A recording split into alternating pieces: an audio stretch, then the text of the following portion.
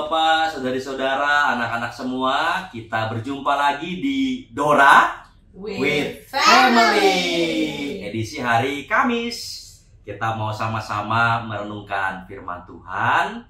Yuk, mari kita ambil waktu saat teduh sejenak untuk mempersiapkan hati dan pikiran kita.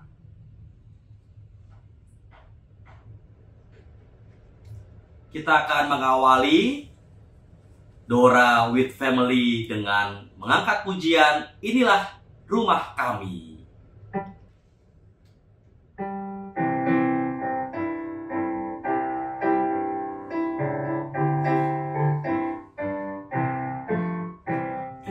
Inilah rumah kami, rumah yang damai dan senang. Siapa yang menjamin, tak lain Tuhan sajalah. Alangkah baik dan indah jikalau Tuhan berserta. Sejahtera semua, sekeluarga bahagia.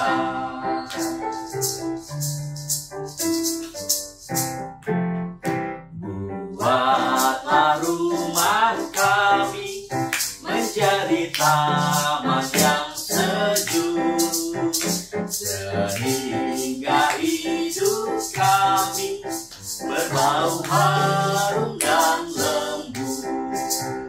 Alangkah baik dan indah jikalau Tuhan berserta. Sejahtera semua, sekeluarga bahagia.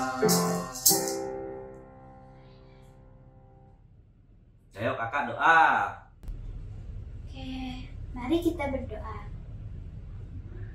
Tuhan Yesus yang baik, sekarang kami ingin mendengarkan firman-Mu dan merenungkan firman-Mu. Berbicaralah ya Tuhan, dalam nama Tuhan Yesus kami berdoa. Amin. Amin. Yuk kakak dibaca Alkitabnya. Oke. Bacaan Alkitab hari ini diambil dari Matius 8 ayat 1 sampai 4. Yesus menyembuhkan seorang yang sakit kulit. Setelah Yesus turun dari bukit, orang banyak berbondong-bondong mengikuti dia. Seorang penderita penyakit kulit yang menajiskan datang kepadanya, lalu sujud menyembah dia dan berkata, "Tuan, jika Tuan mau, Tuan dapat menahirkan aku." Yesus mengulurkan tangannya, menyentuh orang itu dan berkata, "Aku mau, jadilah tahir." Seketika itulah juga tahirlah orang itu dari sakit kulitnya. Lalu Yesus berkata kepadanya, "Ingatlah, jangan memberitahukan hal ini kepada siapapun, tetapi pergilah, perlihatkanlah dirimu kepada imam, dan persembahkanlah persembahan yang diperintahkan Musa sebagai bukti bagi mereka."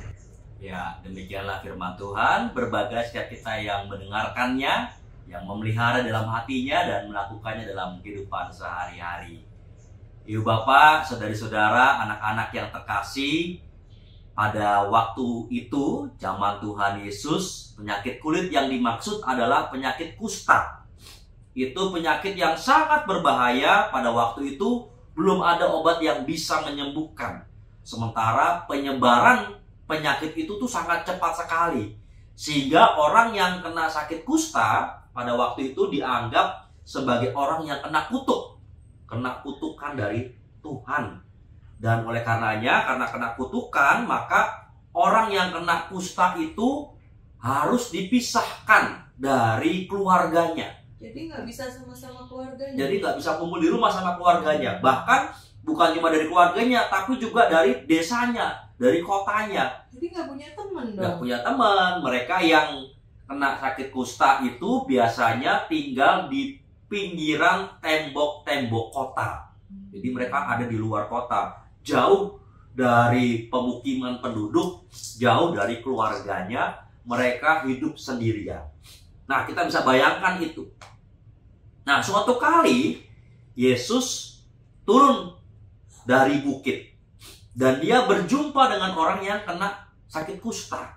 Ya kan? Karena dari bukit, dia di luar kota, di luar penduduk, di luar pemukiman, maka ketemulah ada orang yang kena sakit kusta. Dan orang kusta itu datang kepada Tuhan Yesus. Apa tindakan Tuhan Yesus? Tuhan Yesus tidak menghindar, tapi dia membiarkan orang itu datang mendekatinya. Dan orang kusta itu bilang, Tuhan, jika Tuhan mau, Tuhan dapat mentahirkan aku. Tahu nggak mentahirkan? Mentahirkan apa artinya mentahirkan? Orang kustanya pengen apa? Disembuhin. Mentahirkan itu artinya disembuhin. Tuhan, kalau Tuhan mau, Tuhan bisa kok nyembuhin aku. Dan apa kata Tuhan Yesus? Tadi apa kata Tuhan Yesus? Aku Terus bilang, aku mau jadilah tahir, atau aku mau jadilah sembuh. Nah, jawaban ini punya makna yang sangat dalam. Yang pertama adalah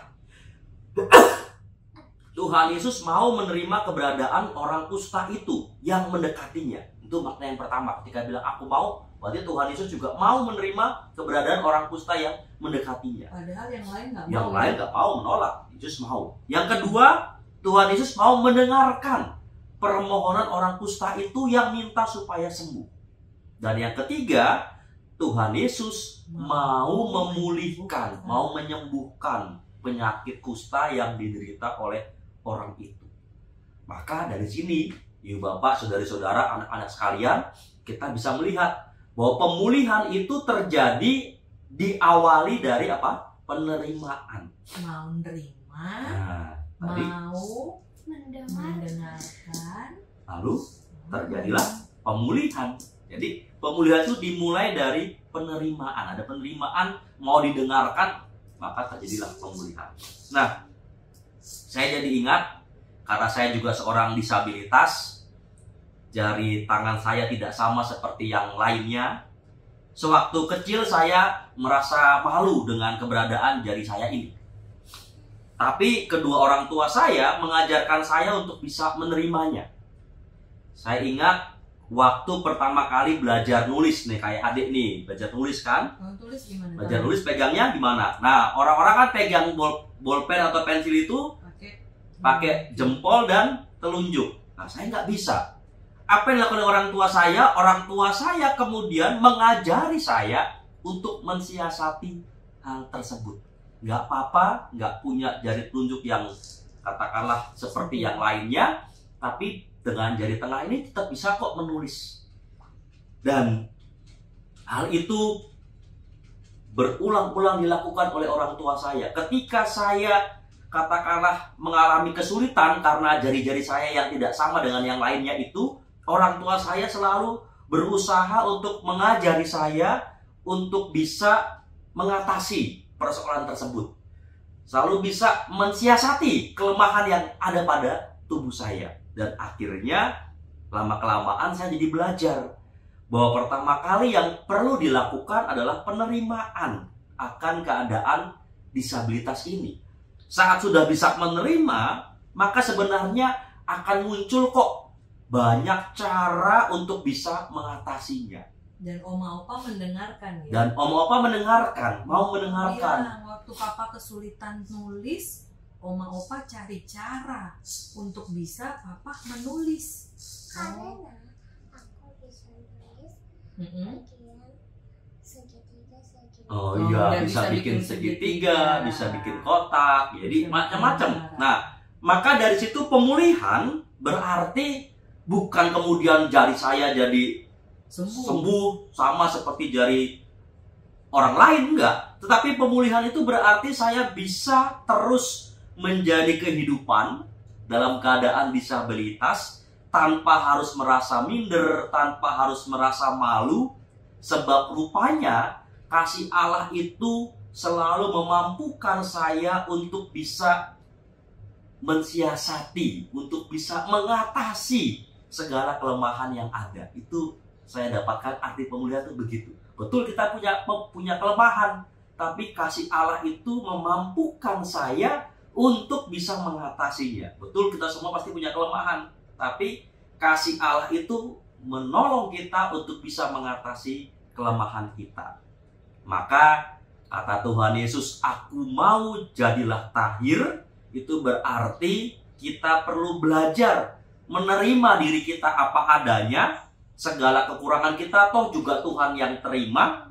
Nggak perlu malu, nggak perlu minder dengan disabilitas. Tak perlu malu juga kalau salah satu dari anggota keluarga kita mengalami disabilitas atau punya kelemahan, nggak perlu malu. Terima keadaan itu, karena dengan menerimanya maka pemulihan Allah terjadi dalam hidup keluarga kita. Amin. Amin. Ya, sekarang kita udah dengar firman Tuhan. Sekarang kita mau ngapain, Dek?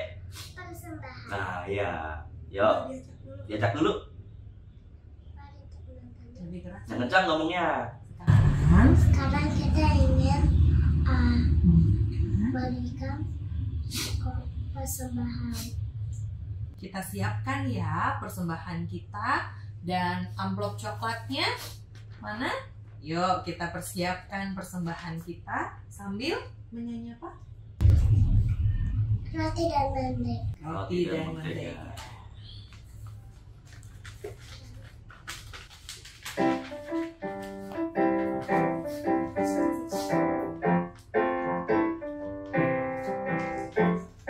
Kau temanku, ku temanmu, kita selalu bersama. Seperti mentega dengan roti. Kau temanku, ku temanmu, kita selalu bersama. Seperti celana dengan baju. Ku akan selalu mendukungmu, mendorongmu terus maju.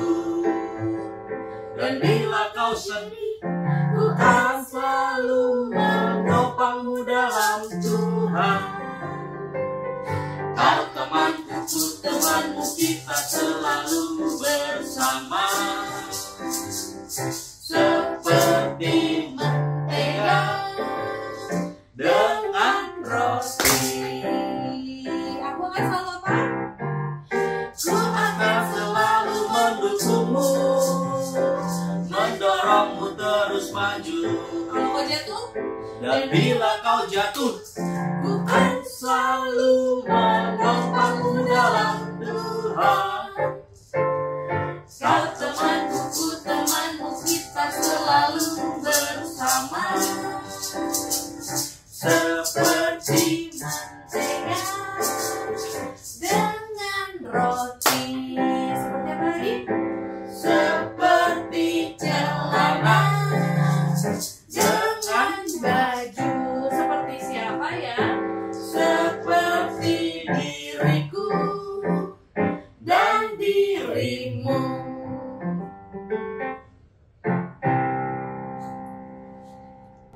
Sekarang kita mau masuk di dalam doa, tapi bisa juga di pause dulu, kemudian sharingkan apa sih yang jadi kelemahan anggota keluarga kita masing-masing. Setelah itu di play lagi dan kita bersama-sama bersatu di dalam doa syafaat dan doa penutup. Mari kita berdoa. Kami mengucap syukur Tuhan, kalau malam ini kami kembali diingatkan tentang penerimaan. Seperti yang Engkau lakukan kepada orang yang sakit kusta. Engkau mau menerimanya, Engkau mau mendengarkan, sehingga pemulihan pun terjadi. Kadang kami di tengah keluarga kami harus belajar menerima papah kami, mamah kami, anak-anak kami, atau kakak atau adik kami, atau keluarga besar kami, dengan kelemahan, dengan keterbatasan, yang ada dalam diri mereka.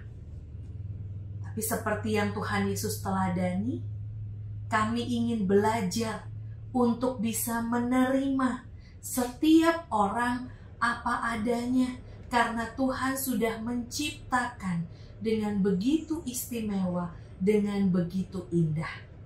Karena itu, kami mohon pertolongan Tuhan, supaya kami bisa bersama-sama belajar saling menerima satu dengan yang lain, saling mendengarkan, sehingga relasi kami semakin dipulihkan, semakin penuh dengan cinta kasih yang dari Tuhan. Kami juga bersyukur malam hari ini kami bisa mengumpulkan persembahan kami. Semuanya ini kami naikkan karena kami sungguh merasakan pemeliharaan dan kebaikan Tuhan yang sangat indah dalam hidup kami. Dan karena itu kami mengucap syukur melalui persembahan ini. Terimalah Tuhan persembahan kami, agar persembahan ini bisa dipakai untuk semakin lagi banyak orang merasakan cinta kasih Tuhan dalam hidup mereka. Bila sebentar kami mau istirahat, Tuhan yang tolong sertai istirahat kami malam ini, sehingga kami bisa tidur dengan nyenyak, mimpi yang indah, dan besok bangun dengan kesegaran yang baru untuk menyambut hari yang baru yang Tuhan berikan. Terima kasih Tuhan Yesus. Kami ingin menaikkan doa kami ini hanya di dalam satu nama, Tuhan kami, Yesus Kristus. Amin. Amin. Selamat malam Ibu Bapak, Saudari-saudara. Selamat melanjutkan aktivitas, selamat beristirahat juga. Kita senantiasa mohon Tuhan yang menjaga dan memberkati keluarga kita. Dadah.